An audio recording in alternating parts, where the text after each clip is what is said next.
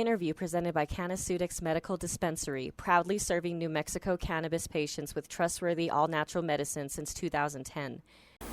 Welcome to Cage Minds. I'm Micah Frankel, joined by the Brown Bomber, Wilfredo Santiago. We got BKFC 48, August 11th, Albuquerque, New Mexico, Tingley Coliseum. You're already 2-0 in the promotion, going for that third win, taking on Jeremie Holloway. Let's look back, though, at the complete 4 minutes that you've spent inside of that squared circle so far.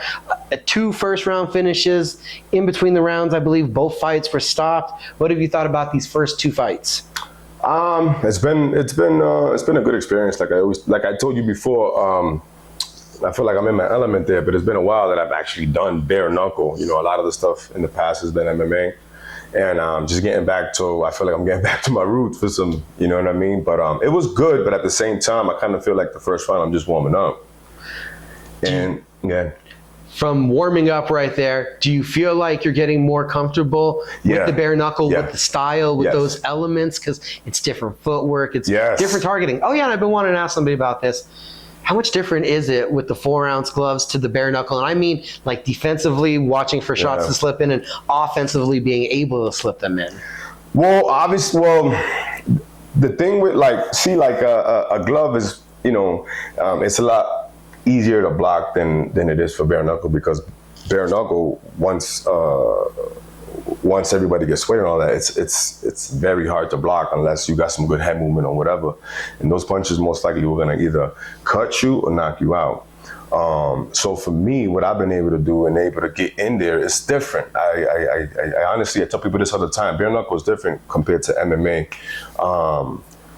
But since I'm experienced in both, I'm able to put them together. And obviously, I'm a smaller guy, always.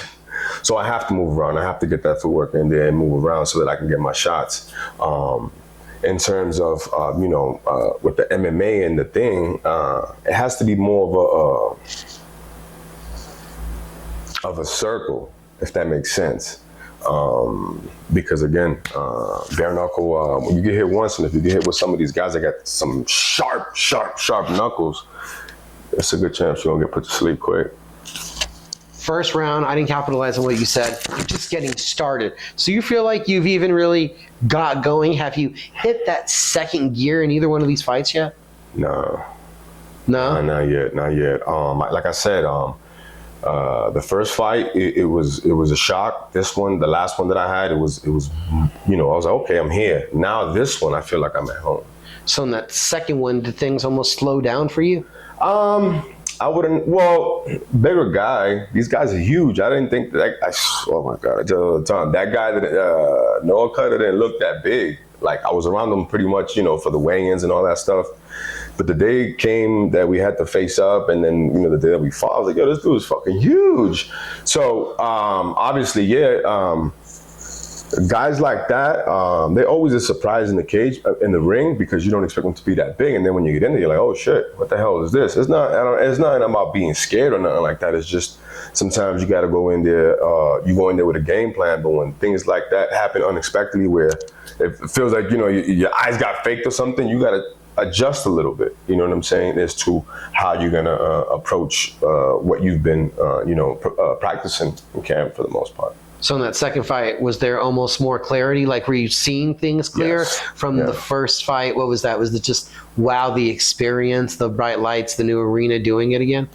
Well, for one, it was a lot better because we was obviously in Albuquerque. There ain't nothing wrong with the event center, but it's a lot closer, and a lot of the people that support me are in Albuquerque, and they couldn't make it to the first fight. So it was great. Plus, we sold the place out, and it was just it was a great experience.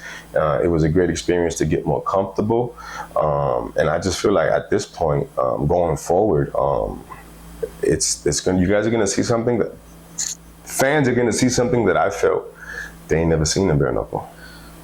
How is your style evolving, or how are you getting more comfortable? Because you're combining that MMA with the boxing that you've already had, with the bare knuckle that you've already had. How do you feel the style is evolving into something different? Well, for one, the circle is small. So if you can control the pressure and everywhere they go, or make them go to where you want them to go, It's just a matter of time before the fight is over. So you're talking about the head movement and the footwork? Yes, everything. I'm really, well, yes, not well. I'm really big on footwork. My boxing coach, my man Bugs, installed that in me. I think the first time I started training with him, I didn't do nothing for like almost a year. No sparring or nothing. I was getting ready to quit. I was like, what the fuck? You know, because it was aggravating at first. You know what I'm saying? But the minute that he started to transition me to other things, it was when I started to understand why footwork was so important. So that's always been with me and stuck with me. And I honestly believe that nobody in bare knuckle has better footwork than me. Now, I already know, and we're going to spoil it for everybody, I already know what's been the most surprising aspect of the sport to you, and I'm pretty sure it's been the post-fight, how the hands, how the arms have felt after the fight, that's been a little bit surprising. Yeah, well, I mean, you know, it is. I mean, like, for the most part, after these last 2 fights, my hands has been great. Had sore, some knuckles, some fingers or what, for the most part. But my hands, I kind of feel like, I don't know what it is, but I kind of feel like every fight, the hands are getting heavier and heavier and heavier. And I think it's just because I'm getting more comfortable. You know, I feel like when someone's in their element and feels like at home, anything is game. That's what we're talking about. You didn't lift your arms up for like 2 days after that last one. You were like, after the dance floor, you were fine on the dance floor that night. No, it was... It was, man. But again, man, it was an experience. But again, I mean, you know, what I guess some people say, you know, where do we fight? And I guess those, if you're not comfortable, or if you're, sore or something like that, I don't know if you can say you was in a fight, or I don't know if that's the reward, or if that's the, like, you know what I mean? Like the rush, you know what I'm saying? Because I know when we work out in general, that pump, that's my rush, you know what I'm saying? Or when I'm looking in the mirror and I see abs coming in, that's my rush. So if I can, seen abs? Huh? You've seen abs? Yes, I got abs. He's got abs now. I got abs now. Yeah, I've been on weight already for a couple weeks now. So it's the 3rd fight now. What have you learned from these first 2 experiences for either this 3rd camp or this 3rd fight that you felt has been a valuable lesson? I feel like one of the things I'm sparring, but the way how I'm sparring, it's like a sparring visual of what we're gonna do and what we've been doing. So I kind of feel like once we're there, we've already been there, if that makes sense. So there's almost like, not so to say a rehearsing, but would that be a good term to throw out there? Well, no, I mean, it's all about mental practice. You know, I got shout out to my man Doc, you know what I'm saying? He taught me, you know, it's about mental practice. You know, you pretty much go to the fight, you know, weeks out, you know, and you visualize what, you know, how the fight's gonna go, how it's gonna play out, you know, if you're gonna get hit, or if you hit them, or they hit you, or if you get knocked out, or if, you know what I'm saying? It's just you visualize it, you know what I'm saying? So that when time comes, you've already been there weeks ahead, so you already know what to do. You know the game plan, because you've already visualized it in every which way possible. Bad, negative, good, great, whatever you want to call it. So I feel like, you know, since I've applied that you know, that move, I feel like my game has been getting better, because it gives me that edge. Jeremie Holloway is going to be the opponent August 11th. You've already had 2 of these experiences. It's going to be his first time entering that squared circle, towing the line. You feel like that gives you a bit of an advantage, that experience, having been in there before? Of course.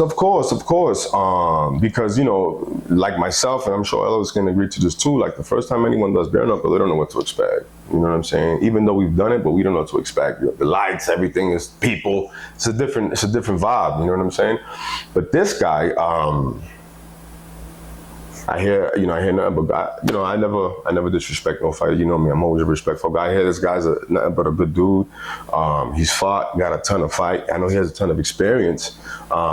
So would I be ahead of him in a little bit? Yes, because, you know, I've been doing this it's gonna be my 3rd fight. But for him, I don't necessarily feel like he's too much behind, because of the experience that he has with MMA and all the fights that he's had.